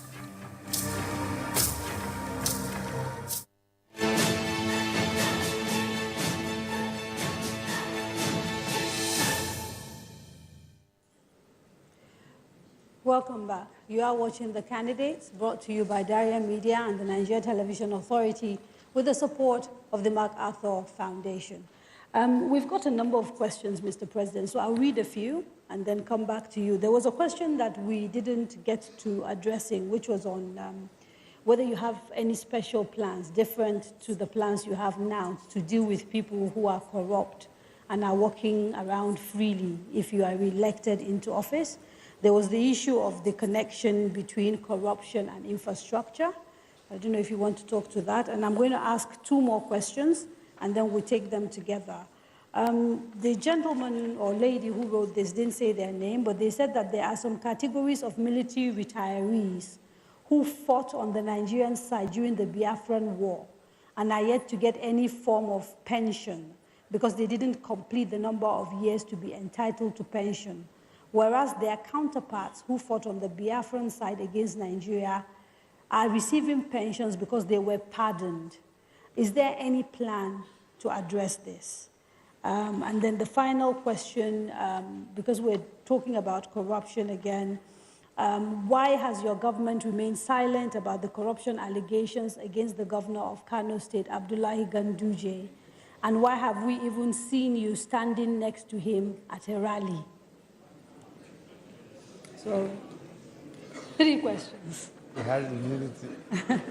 These are all directed at Mr. President. It's to me. So corruption, yes, let me recap again just to remind you. The first is corruption and infrastructure. Yes, well, fighting corruption, I think I have already made a comment on that much earlier on. But the important thing is that you cannot catch Nigerian on paper because we have got all the regulations laid down in the ministries, in the parastatals themselves, government offices. So it's a question of effective supervision. Effective supervision using the accountant general, the auditor general, to make sure that budgets are studied and then accounts, are checked and making sure that those who mismanage public funds are punished. I think this government, as I said about a week ago, I will have to ask EFCC and ICPC to make a comprehensive, submission to the public about what has been recovered and from whom. People are voluntarily bringing money, and we are seeking the cooperation of the United States and Europe to please help us recover assets from those countries. These are quite detailed and are documented, and I think we have to, it's high time we go to public with it to show that how much is recovered. And with TSA, that amount of money, nobody can remove them unless we do it through the budget and through the office of the president. So in other words, Mr. President, the question here was trying to find out whether you would do anything new. You're saying you're going to carry on with the same strategy if you are re-elected in terms of the fight against corruption. Because I think the question I was trying to find out if you had other plans in addition to what you're doing now, if you come back as president. Okay, so the question I was trying to find out if in addition to what you are doing today to fight corruption, there are plans to do more if you are elected into office again, or whether it's going to be more of the same strategy. I think that is quite obvious. Okay. As I said, we are following a tedious way of doing it. We have to go through the documents. We are lucky the banks are cooperating, and we go and find out people who were living beyond their means, or where contracts were given for projects and they were not executed, or are not executed according to signed agreements on specifications and so on. And that takes time, because what we found out is a nasty process. You get a determined Nigerian patriotic, passed through university, this is NYSC. If he served 5 years under a crook, he eventually becomes a crook.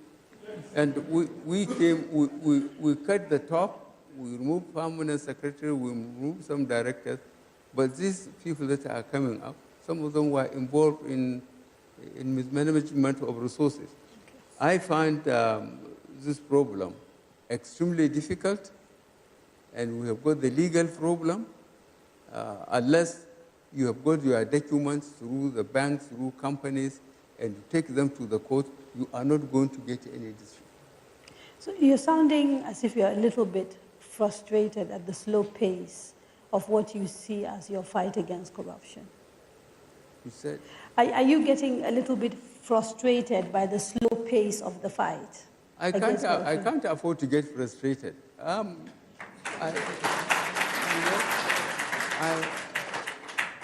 I keep on telling the law enforcement agencies, and the administrators in the ministries, it's their own responsibility, to document mismanagement, and if it has to come to presidency, let him do it.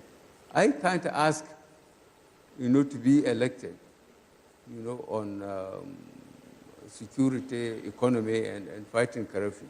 And then I get frustrated because some people are not cooperating. I cannot afford. So there was the second question about Governor Abdullahi Ganduje of Kano and why we have not heard you make any comment on this matter.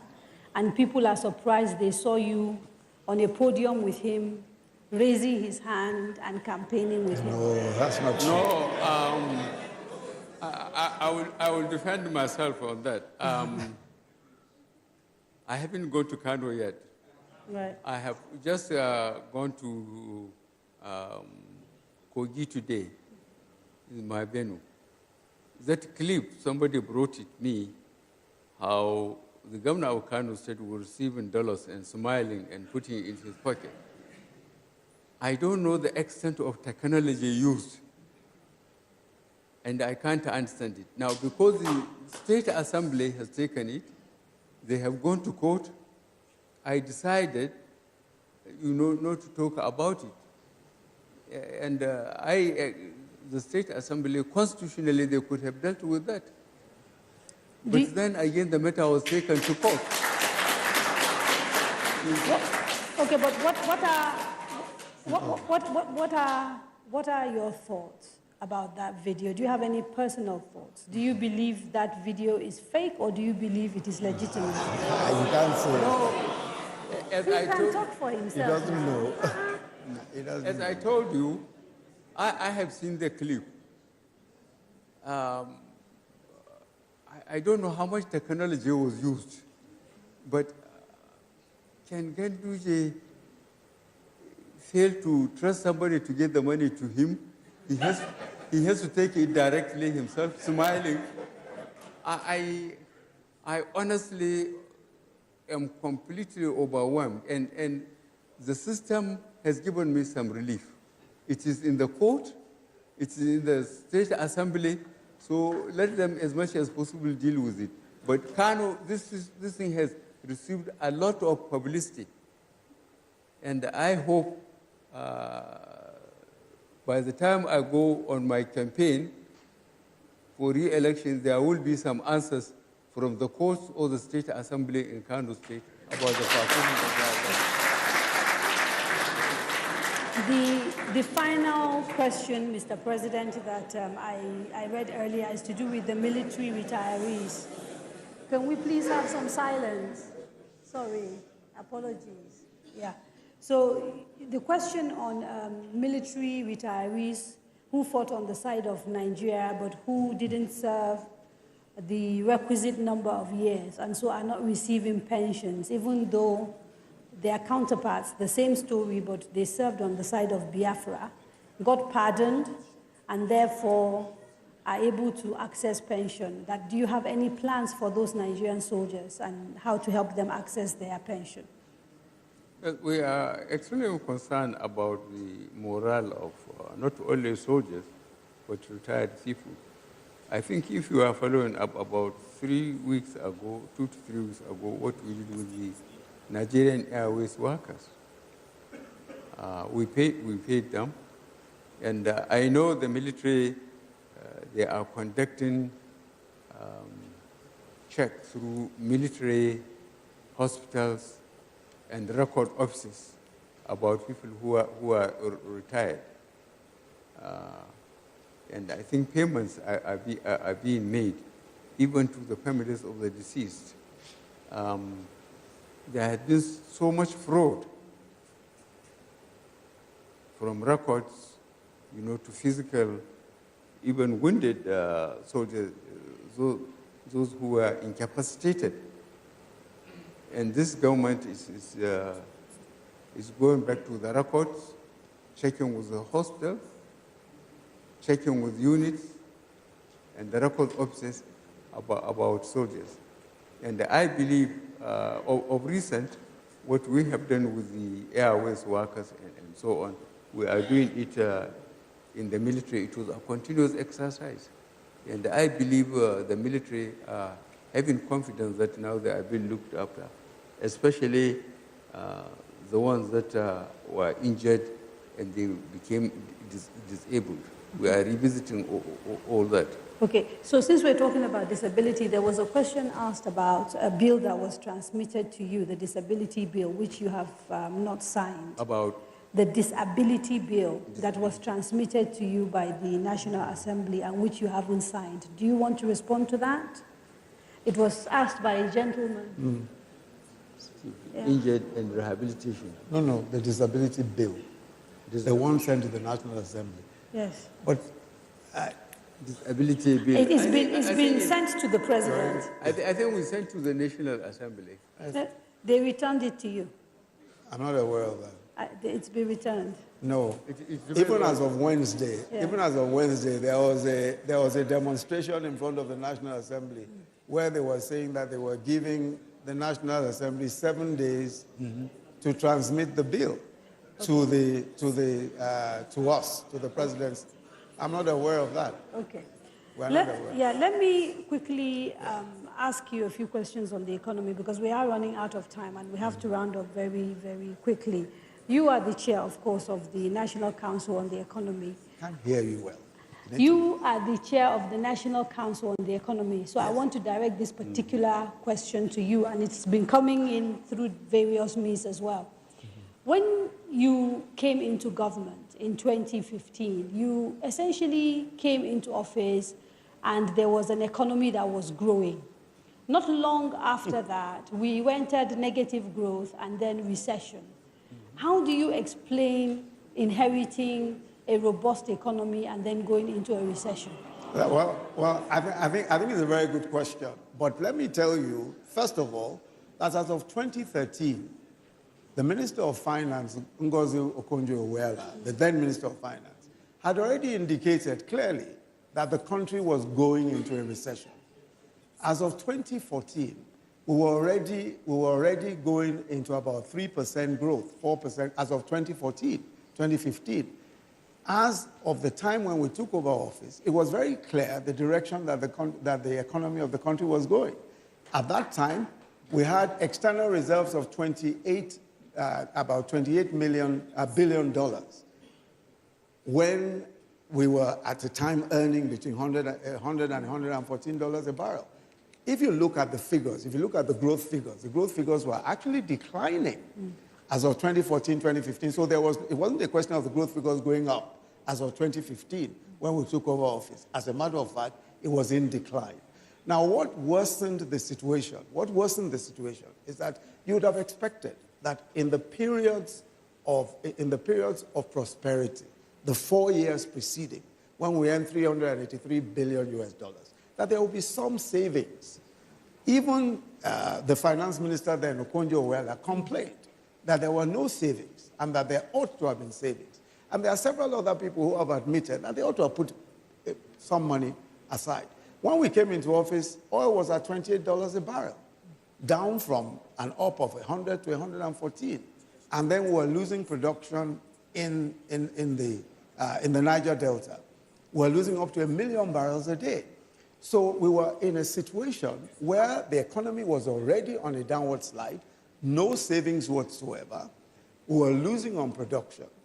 So clearly, I mean, for a country that was solely earning money from oil, and when your oil is down to $28 a barrel, you are not producing up to 1 million, clearly you are going to enter into recession. Those are valid points to make, but the argument has been that we kind of knew it was coming, and our way of handling it, particularly the confusing policies of the CBN at the time, eroded the CBN, eroded confidence, and so led to capital flight and a whole bunch of other issues, thereby making a bad situation much worse. You take no responsibility at all. I don't agree with you. I don't agree with you. You see, the point of the matter is that it's easy to advance a point of view and say that that point of view is responsible for what we saw. And the point I was making to you is that there was a steady decline. Obviously, if the CBN took the view, for example, that at $28 billion in our external reserves, we have to rationalize foreign exchange in order to ensure that only those things that we needed could be imported. That's the point of view that they took. I think that whichever way you chose to slice it, we probably would have ended up in much the same place. What we did in order to be able to improve our circumstances was first to say, for agriculture, we decided that, look, from importing $5 million of rice every single day, we want to be self-sufficient in rice. So today, we're practically self-sufficient in rice.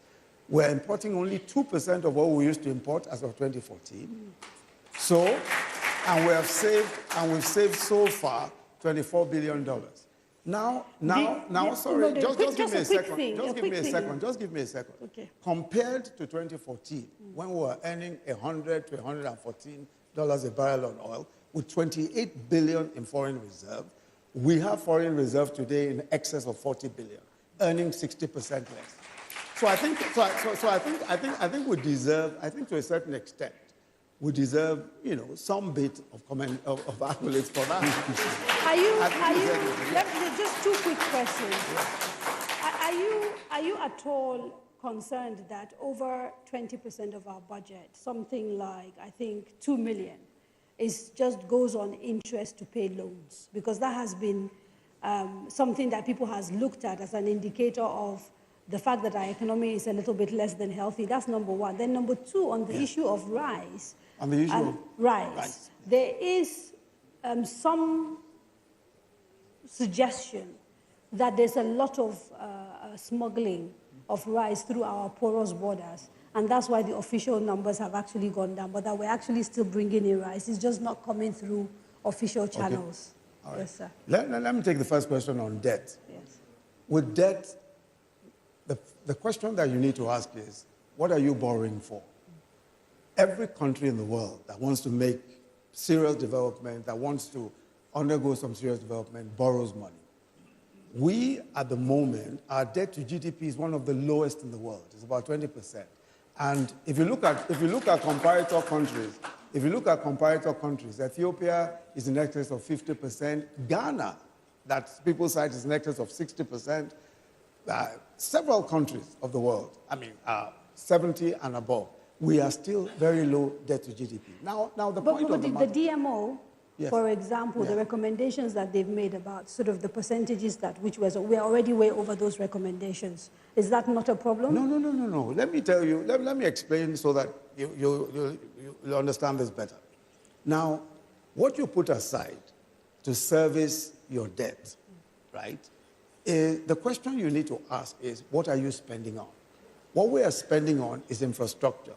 So that in itself is meant to generate revenue, is meant to do well for the economy. So we're building the Lagos-Kano rail.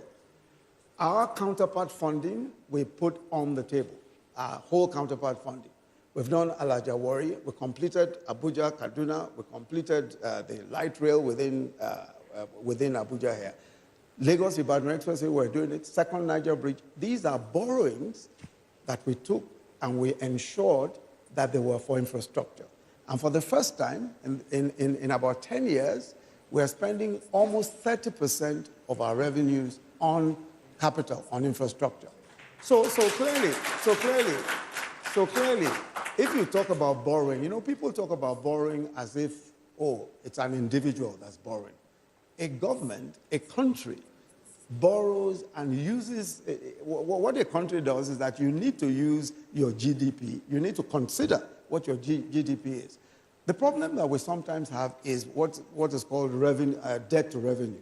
In other words, we are not making enough money from revenues. In other words, from taxes, we are not getting enough money. It is higher than ever before, as you've seen from the figures. From oil, we should be earning more. From other sources, we should be earning more. So really what we should be doing, and this is what the government has been working on consistently, is earning more. So we have a debt to revenue issue. In other words, what we should be earning is much less than what our debt is. But fortunately for us, most of our debt is local. Most of our debt is naira because it's in treasury bills and all that. So we are not in any kind of danger, and we are borrowing right. We are borrowing for the right things. Okay. We are borrowing for infrastructure. We have very little time, so I'm going to ask Mr. President one question and then ask the two of you a single question. So, Mr. President, there has been a lot of speculation around your health. And the concern is that if you come and win a second term of office, whether you will be healthy enough to run. Are you okay? Will you be able to contest and run for office? That's number one.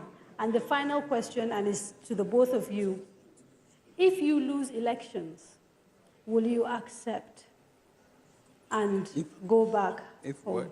If you lose elections, will you accept the results? Well, that sounds like if impossible. I think we have made our case, and I hope you will have time to watch my visits to Bauchi, to Kogi, and try and watch the other visits to the states, and then see whether I'm fit or not.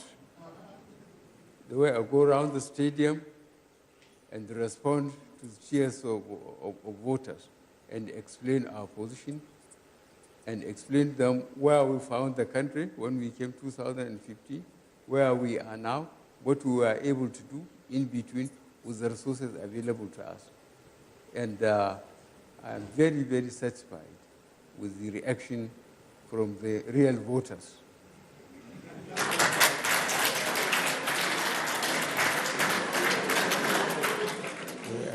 But still, if something happens and you lose elections, will you accept the results? That wouldn't be the first time I lose the election. Don't forget. Don't forget. I tried 2003, and I was in court for 30 months. 2007, I was in court for 18 months. 2011, I was in court for 8 months. And I went up to Supreme Court. The third time, I say, God day. And the fourth time, God and technology came in. The PVC and card readers, you know, the opposition took it for granted. Before, what they used to do, sit down, look at constituencies or states, allot marks or allot seats in constituencies, and they say anybody who disagrees should go to court. Now, most of my voters are looking for the next meal. Where do they get money to go to court? So they say, God day. And eventually, God day. Thank you. Thank you very much, Mr. President. Thank you very much, Mr. Vice President. Sadly, we have run out of time, and we have to leave it here. I'd like to thank Mr. President again and Mr. Vice President for making themselves available for this program. The next edition of the candidates will take place, God willing, in exactly 7 days, from 7 to 9 p.m. It will be a live show once more, and we'll be talking to the presidential and vice presidential candidates of the African Action Congress, Mr. Omoyele Sowore and Mr. Ahmed Rufai. Please join us. Until then, on behalf of the team at Daria Media, the Nigeria Television Authority, the MacArthur Foundation, and all of our other partners, we thank you for watching. Have a very good evening.